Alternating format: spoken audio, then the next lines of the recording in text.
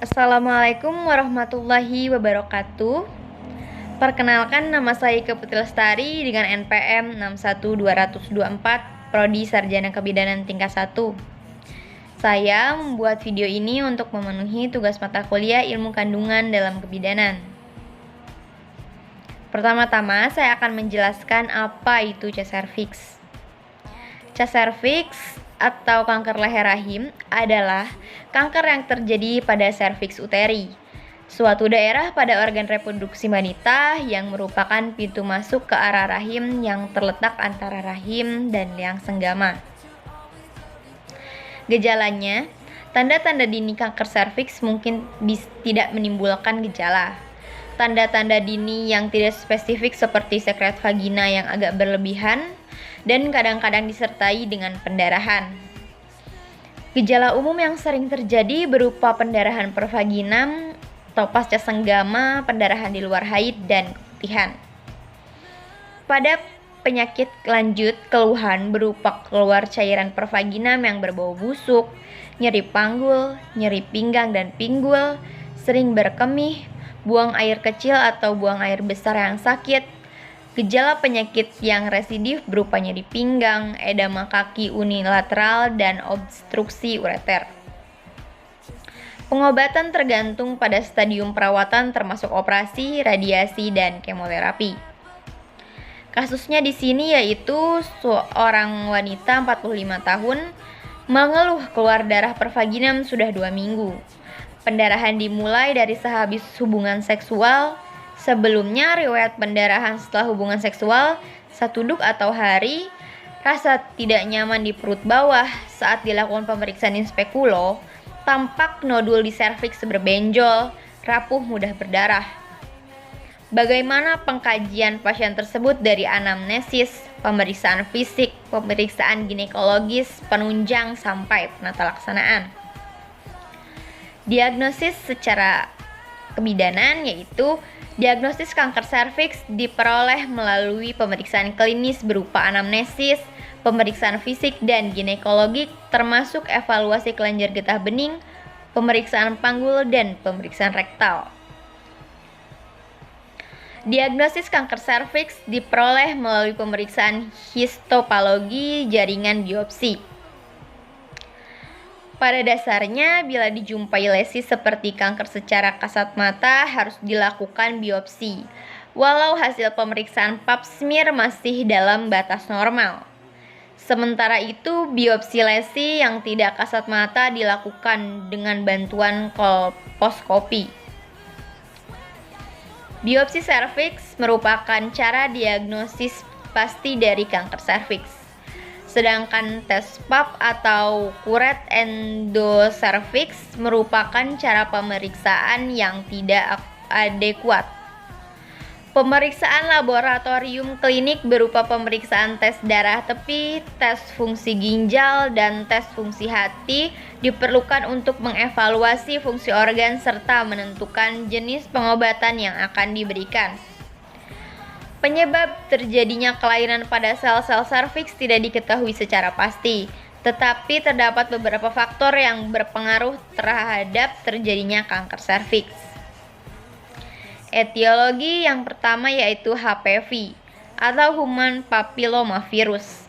HPV adalah virus penyebab kutil genital Stokidoma acuminata yang ditularkan melalui hubungan seksual. Varian yang sangat berbahaya adalah HPV tipe 16, 18, 45, dan 56. Yang kedua yaitu merokok. Tembakau merusak sistem kekebalan dan mempengaruhi kemampuan tubuh untuk melawan infeksi HPV pada serviks. Yang ketiga, hubungan seksual pertama dilakukan pada usia dini. Yang keempat, berganti-ganti pasangan seksual. Yang kelima, suami atau pasangan seksual melakukan hubungan seksual pertama pada usia di bawah 18 tahun, berganti-ganti pasangan, dan pernah menikah dengan wanita yang menderita kanker serviks. Yang keenam yaitu pemakaian DES, diethyltribestol, pada wanita hamil untuk mencegah keguguran. Yang ketujuh, gangguan sistem kekebalan. Yang kedelapan, pemakaian pil KB. Yang ke-9, infeksi herpes genitals atau infeksi chlamydia menahun. Yang ke-10, golongan ekonomi lemah. Faktor resiko yang pertama ada faktor alamiah. Faktor alamiah adalah faktor-faktor yang secara alami terjadi pada seseorang dan memang kita tidak berdaya untuk mencegahnya. Yang kedua yaitu faktor kebersihan. Yang keputihan yang dibiarkan terus-menerus tanpa diobati, penyakit menular seksual atau PMS, pemakaian pembalut yang mengandung bahan dioksin, membasuh kemaluan dengan air yang tidak bersih, misalnya di toilet-toilet umum yang tidak terawat. Air yang tidak bersih banyak dihuni oleh kuman-kuman. Yang ketiga ada faktor pilihan. Faktor ketiga adalah faktor pilihan mencakup hal-hal yang bisa ditentukan sendiri. Di antaranya berhubungan seksual pertama kali di usia terlalu muda, berganti-ganti partner seks, lebih dari partner seks akan meningkatkan resiko penularan penyakit kelamin, termasuk virus HPV. Pemeriksaan fisik yang dapat dilakukan di antaranya tanda-tanda vital seperti tekanan darah saat duduk atau berbaring, suhu tubuh, denyut nadi, dan frekuensi nafas. Pemeriksaan kepala leher dilakukan untuk mencari apakah ada tanda-tanda anemia seperti konjungtiva sklera yang pucat. Pemeriksaan toraks dilakukan untuk mencari komplikasi pada jantung dan paru-paru seperti sesak nafas, suara tambahan seperti nafas ronki, tanda efusi pleura seperti penurunan suara nafas dan frekuensi redup, dan tanda kardiomegali serta suara jantung tambahan. Pemeriksaan abdomen dilakukan untuk mencari komplikasi pada daerah perut seperti hepatomegali dan asites. Pemeriksaan ekstremitas untuk mencari komplikasi seperti anemia yang ditandai dengan pucat pada telapak tangan dan kaki, pembesaran kelenjar getah bening pada selangkakan, serta edema pada kaki yang disebabkan oleh obstruksi sistem limfatik atau pembuluh darah oleh tumor. Pemeriksaan lokalis pada serviks dapat dilakukan dengan inspeksi menggunakan inspekulo atau spekulum cocor bebek. Pada kanker serviks stadium awal, umumnya kondisi serviks masih terlihat normal. Pada kanker stadium lanjut dapat ditemukan abnormalitas pada serviks seperti erosi luas, ulkus, dan massa. Pemeriksaan palpasi bimanual pelvis dapat dilakukan untuk mengetahui apakah ada metastasis di rongga panggul. Selanjutnya yakni deteksi dini. Yang pertama, screening dan penanda tumor. Parameter screening. Saat dimulai pemeriksaan sitologi serviks antara usia 20-30 tahun, alasannya kelainan berupa lesi intrapitel, squamosa, derajat tinggi, atau tanpa infeksi HPV tinggi pada usia tersebut dan terutama setelah 10 tahun dimulai hubungan seksual. Pemeriksaan sitologi serviks dilakukan lagi setelah usia 60 atau 65 tahun karena lesi derajat tinggi pada wanita usia di atas 50 tahun jauh lebih rendah dibandingkan pada wanita usia muda. Pemeriksaan HPV DNA. Human papillomavirus merupakan tumor virus DNA yang terjadi atas 100 tipe. Berdasarkan onkogenitasnya, HPV dibagi menjadi 2 tipe, yaitu HPV resiko tinggi dan HPV resiko rendah. HPV resiko tinggi mempunyai resiko tinggi untuk mengubah sel epitel serviks berkembang menjadi kanker serviks. Sudah dipastikan bahwa kanker serviks penyebab primernya adalah HPV. Untuk mengetahui ada tidaknya infeksi HPV pada sel-sel serviks diperlukan pemeriksaan yang mampu mendeteksi keberadaan HPV di dalam sel-sel serviks. Oleh karena itu, dikembangkan pemeriksaan biomolekuler yaitu HPV DNA menggunakan metode hybrid capture 2 yang mampu mendeteksi infeksi HPV pada serviks. Yang kedua yaitu IFA, infeksi visual dengan asam asetat. Pemeriksaan infeksi visual dengan asam asetat adalah pemeriksaan yang pemeriksaannya bisa dilakukan oleh bidan, dokter, atau para medis. Mengamati serviks yang telah diberi asam asetat atau cuka sebanyak 3-5% secara in speculo dan dilihat dengan penglihatan mata langsung. Pemeriksaan IFA merupakan pemeriksaan screening alternatif dan pap smear karena biasanya murah, praktis, sangat mudah untuk dilaksanakan, dan peralatan sederhana serta dapat dilakukan oleh tenaga kesehatan selain dokter ginekologi. Tujuan IFE untuk mengurangi morbiditas atau mortalitas dari penyakit dengan pengobatan dini terhadap kasus-kasus yang ditemukan. Untuk mengetahui kelainan yang terjadi pada leher rahim, keuntungan IFE. Keuntungan IFE berdasarkan tes-tes diagnosis lain adalah: pertama, mudah, praktis, mampu laksana. Yang kedua, dapat dilaksanakan oleh seluruh tenaga kesehatan. Yang ketiga, sesuai untuk pusat pelayanan sederhana pelaksanaan screening IFE. Untuk melakukan screening dengan model IFE dibutuhkan tempat dan alat sebagai berikut.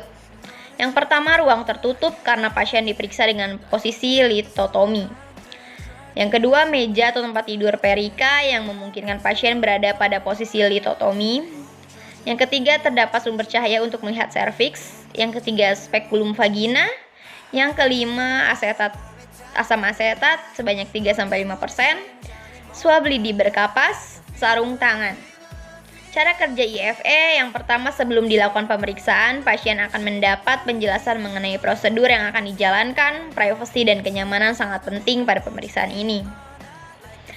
Pasien dibaringkan dengan posisi litotomi atau berbaring dengan dengkul ditekuk dan kaki melebar. Yang ketiga, vagina akan dilihat secara visual apakah ada kelainan dengan bantuan pencahayaan yang cukup.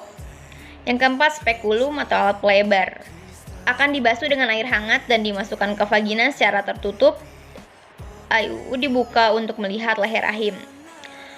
Bila terdapat banyak cairan di dalam leher rahim, dipakai kapas steril basah untuk menyerapnya dengan menggunakan pipet atau kapas larutan asam asetat. 3-5% diteteskan ke leher rahim dalam waktu kurang lebih 1 menit. Reaksinya pada leher rahim sudah dapat dilihat. Selanjutnya, bila warna leher rahim berubah menjadi keputih-putihan, kemungkinan positif terdapat kanker rahim. Tempat pelayanan IFE yang bisa dilakukan: tempat-tempat kesehatan yang menyelenggarakan pemeriksaan dan yang bisa melakukan pemeriksaan IFE diantaranya oleh perawat berlatih, bidan, dokter umum, dokter spesialis OB/GYN.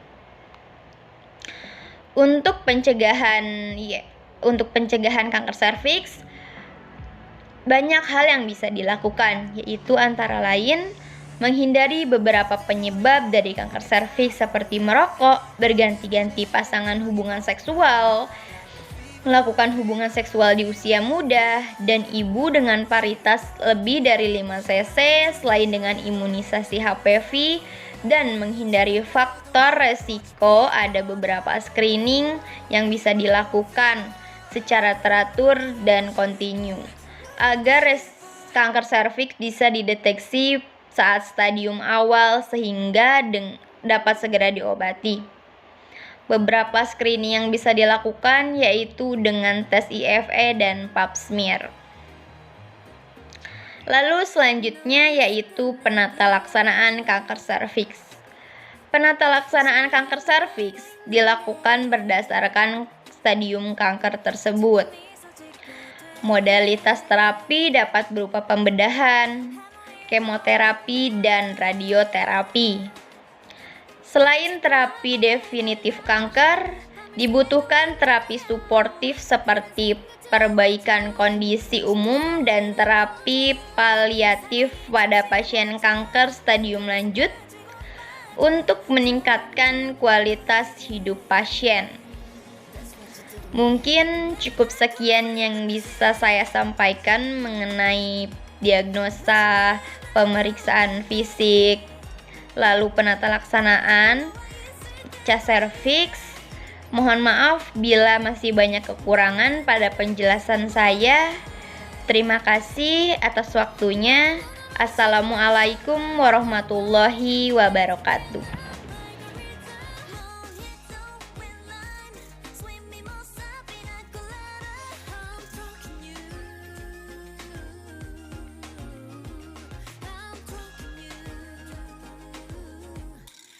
정말 특별해